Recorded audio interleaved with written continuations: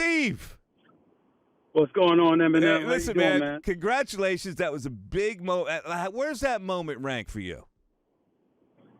It's one of the all-timers. I can't deny that. I mean, to be on network television, ABC, to be late night filling in for Jimmy Kimmel, to know what my aspirations are in terms of my career, and to be in that situation. I think when you consider the fact that 10 years ago, or more like 11 years ago, I was literally out of this business and unemployed.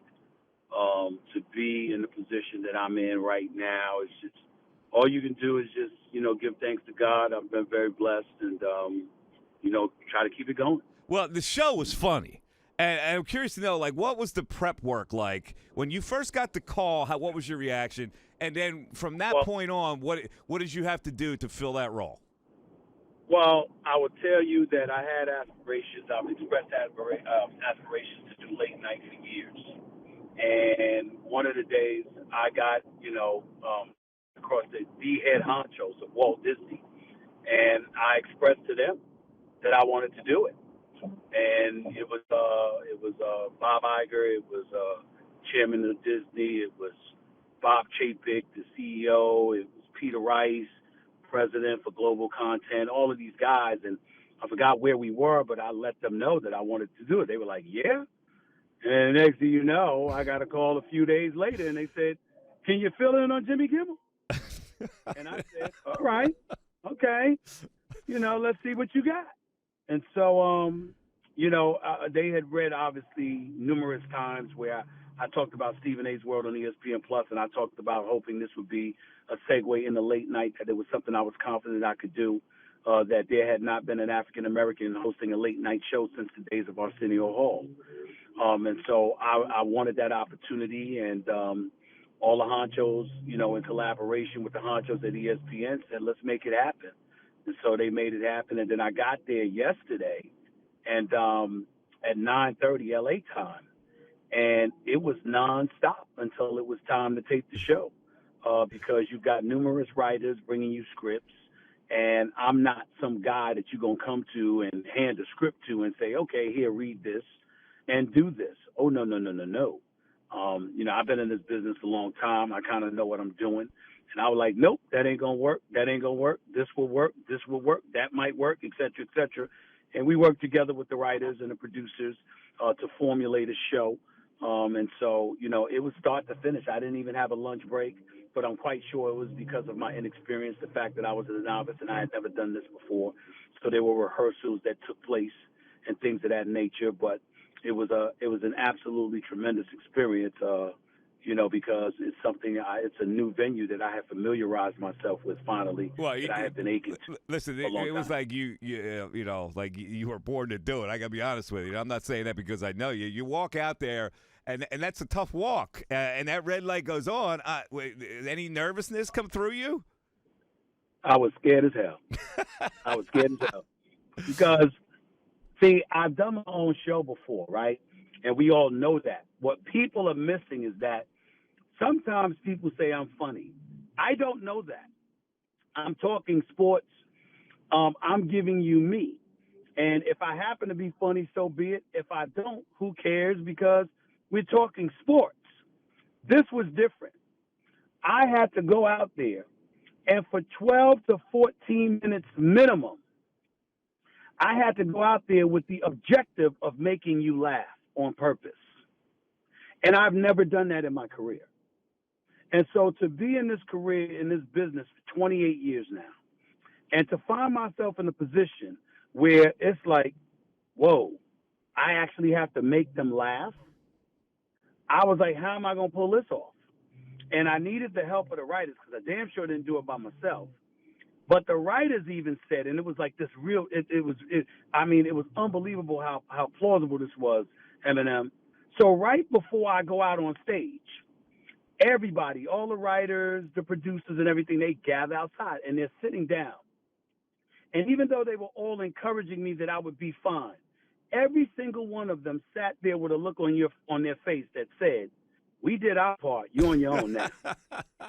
Every, and I told them that. I said, every face in here saying to me, "You're on your own, brother."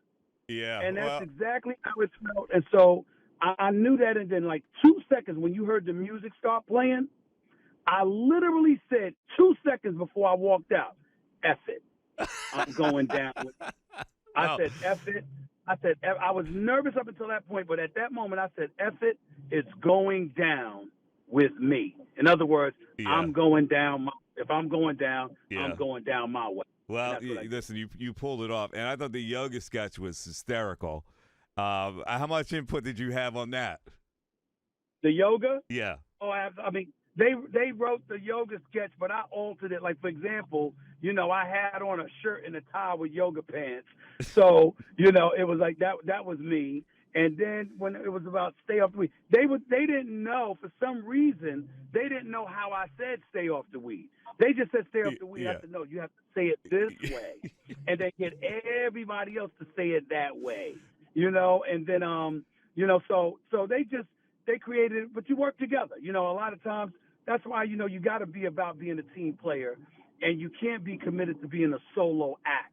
You got to be somebody that's willing to work with people, because they all got jobs to do, and you've got to know how to work with them to bring the best out of you.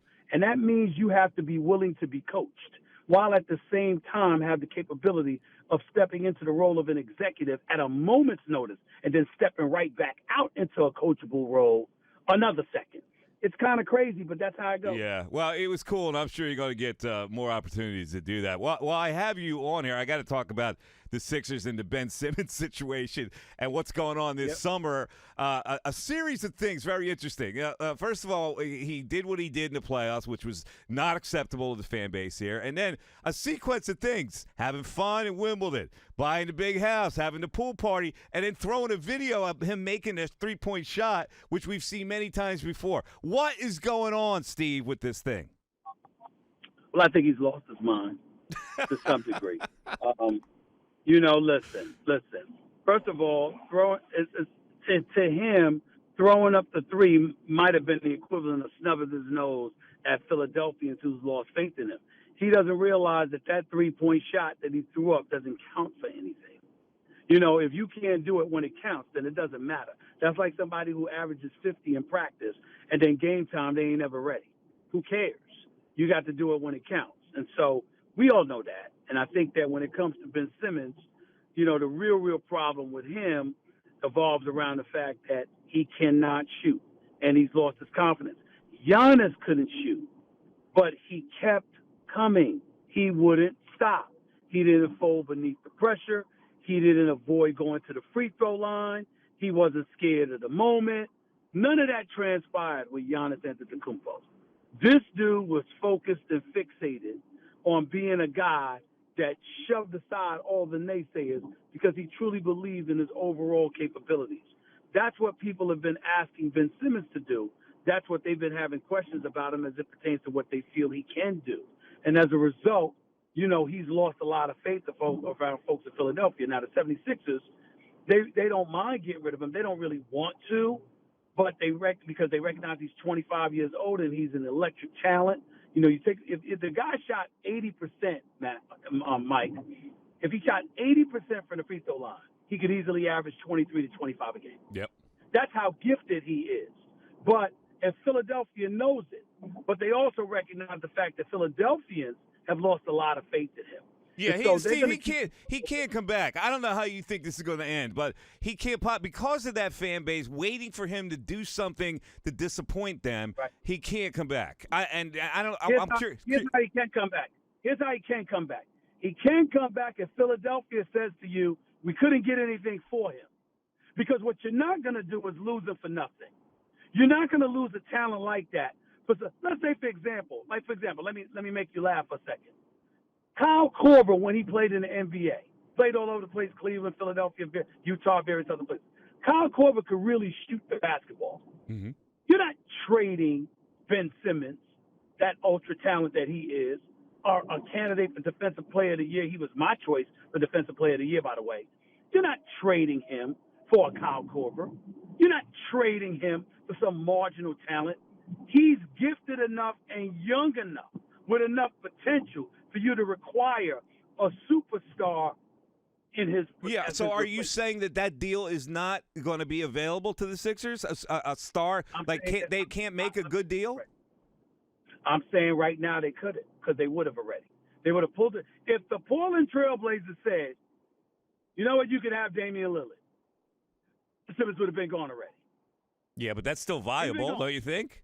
It's still potentially viable. See, everybody's asking price includes Thibault, and believe it or not, a lot of folks love Thibault because they love his upside. They're noticing the fact that he improves every year, and he's a defensive wizard at such a young age. They are really, really, really high on that kid, okay? And a lot of people keep asking for him, which turns the Sixers off. But I would tell you this. When you look at a guy like Damian Lillard, the Philadelphia 76ers should be doing everything they can to try and get him. Now, I happen to know he would have preferred to go to the Knicks if he were ever to leave Portland. But people have been talking to him because obviously the Knicks are stuck in their situation, and people have been talking to him and trying to convince him to rethink his thinking. In the end, what it comes down to is that, to me, Damian Lillard in Philadelphia would be spectacular. I just think if you're Portland, you're hesitant to pull the trigger on Ben Simmons because not just because of what you've seen on the basketball court, but you see where he wants to be when he's not on the basketball court.